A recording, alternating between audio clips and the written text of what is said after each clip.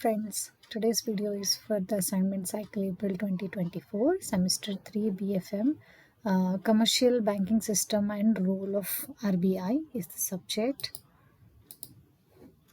First question, banking plays an important role in the growth of trade and commerce in the economy. Bank is also known as a financial intermediary. Explain this role of bank. The success of any bank depends on the customer service. What type of products and services will you design to attract young millennial customers? Okay, so we can start with the chapter 1,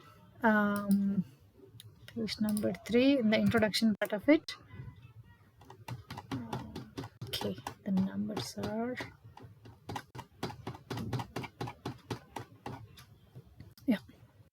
So you can start with the financial intermediaries. You will get the basic information here, and good financial intermediary. We'll go next is 1.3 major. Yeah, this is the major, but this is again Indian financial system, so you can take up this and write up your answer. Then second one is for attracting young millennial customers, so you can write up your own information. I've just jotted down certain points like mobile banking apps with user-friendly interface, or digital wallets and contactless payments, personal financing management tools, etc. So these are the things which banks can adopt to attract young millennial customers. So you can write it, you can get information in regarding these ways. And yes, one key point, please do not copy any content from anywhere. Refer, write it in your own words. Okay. Second one, banks today are focusing more on non-fund based loans than traditional fund based loans. What are the reasons for such steps by banks? Explain 3 fund based and 3 non-fund based loans. So fund based and non-fund based, we will get it in chapter 4, 4.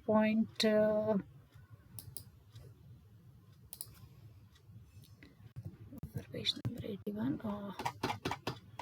Okay. So the difference is initial page numbers have been taken for counting. That's why finding this difference. Okay.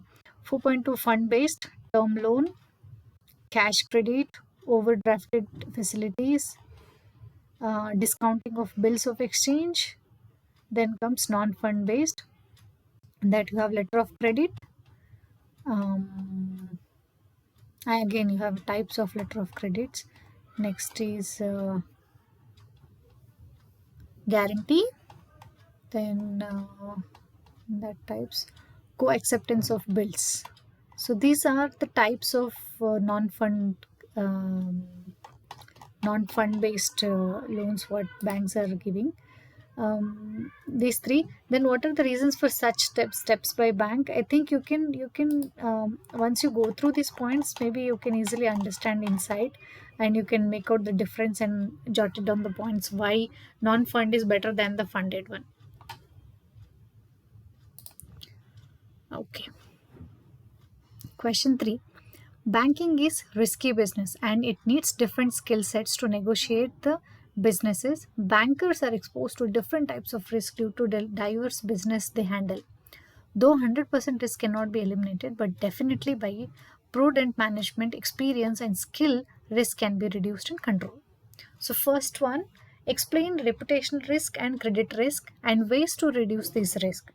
Part B is how banks handle interest rate risk and market risk.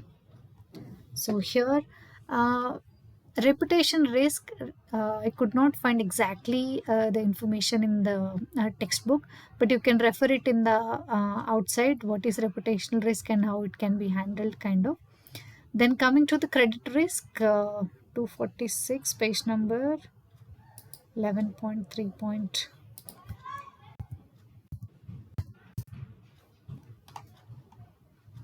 Yeah, here is the types of risk that we are looking for.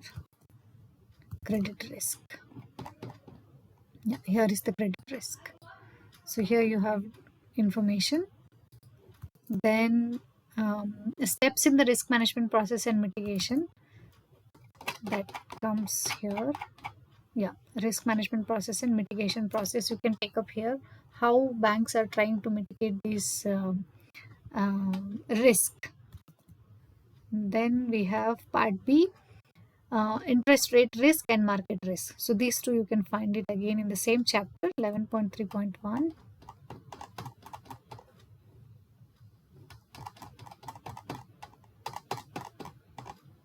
Yeah, this is market risk, and first one I believe the interest. Yeah, interest rate risk. So here you have a little definitions. Based on that, again you can write it down the differences. What is market risk and what is interest rate risk. Then how banks are handling. So again, you can go back to the mitigation plan, how banks are going to handle this risk. So in this area, you can pick up some more, particularly now since it is asked, both the questions are coming very close to it. So what you can write down here is, in the question A, reputation risk and credit risk you can focus, while ways to reduce the risk. And in the second one, focus on interest rate risk and market risk. I know it is little confusing, but the moment you understand the definition, you will be easily able to write down this answer. Okay, guys. So for this, you have to come up close to 500 words, and you can come up with some examples. Um, you can see in the book they have tried to give you some examples, but as much as possible, write down some examples by going to the outside source to get some information and write down your stories here. Okay, thank you so much, guys. Have a good day, and hopefully this was helpful for you to write down your assignments.